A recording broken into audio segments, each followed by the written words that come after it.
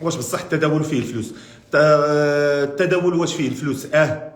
ولكن ما عمركم تسمعوا مني تنقول لك التداول فيه الفلوس وتبدا وتطيح في النصب.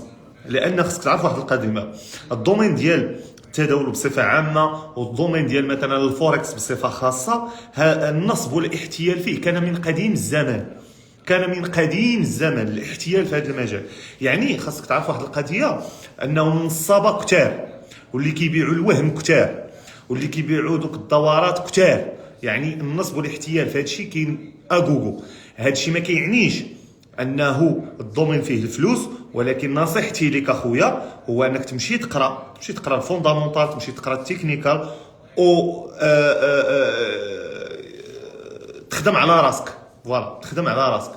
ما تحاولش انك الدومين ديال التداول ماشي هو دخل معنا الجروب وغندير معنا الفلوس، ماشي هو غندير لك واحد الفورماسيون غادي نرجعك من غدا كضرب 50 مليون. ماشي هو هذا الشيء، هذا ماشي هو التداول.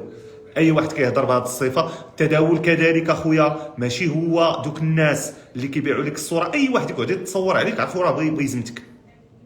كنقولها يعني كنجمع كل شيء بدون استثناء كاع، حيت هذاك تيبيع لك الصوره. اذا هذا جواب على سؤالك، واش التداول فيه الفلوس؟ التداول فيه الفلوس ولكن بمعايير.